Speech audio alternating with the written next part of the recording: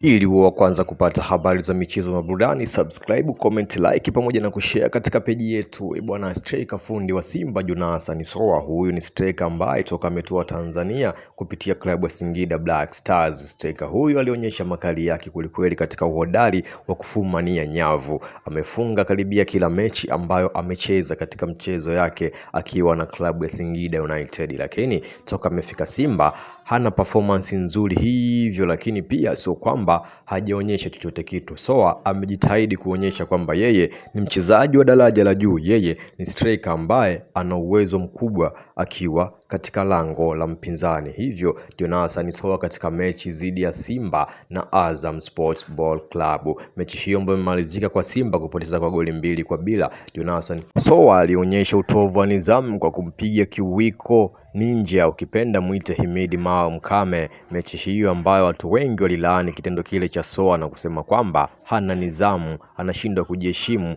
hajali utu wala hajali afya kabisa ya mwenzake. Lakini wengine wakaenda mbali na kusema toka anatua watu waliambiwa kwamba Jonathan Soa sio mchezaji mzuri, ni mchezaji ambaye ana matukio ya ovyo uwanjani. Lakini Ahmed Ally alimsifia kweli kweli, alisema ni mchezaji mwenye nidhamu kuliko wote, ni mchezaji mwenye heshima kuliko wote. Lakini kwa vitendo vyake mpaka hivi sasa inaonyesha kwamba Jonathan Soa sio mchezaji ambaye ana nidhamu. Lakini kila mwamba ngoma anasema uvutia upande wake, hivyo Ahmed Ally alikuwa anavutia upande wake, lakini fika wazi kabisa anajua kwamba Jonathan Soa ni mchezaji ambaye ana matukio mengi uwanjani. Ukiangalia katika mechi nyingi ambazo anazipoteza Jonathan Soa au anazikosa kuzicheza kwa sababu ya utovu wa nidhamu. Hata ukiangalia mechi ya kwanza, mechi ya pili ya marudiano kati ya Yanga na Medeama katika kombe la klabu bingwa barani Afrika, Jonathan Soa alikula kadi nyekundu katika uwanja wa Benjamin Mkapa kutokana na utovu wake wa nidhamu. Lakini pia mechi ya Singida na Yanga finali alikula kadi nyekundu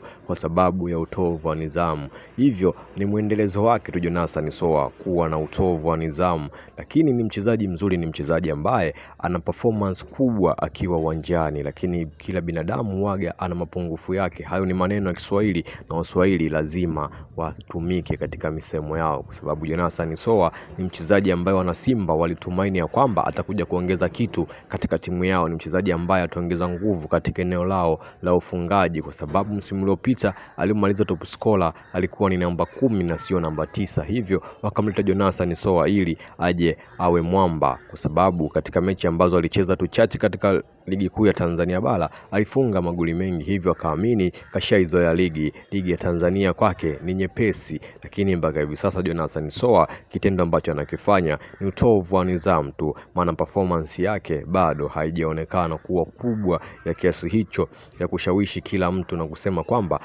ni top striker kwa sasa katika ligi ya Tanzania.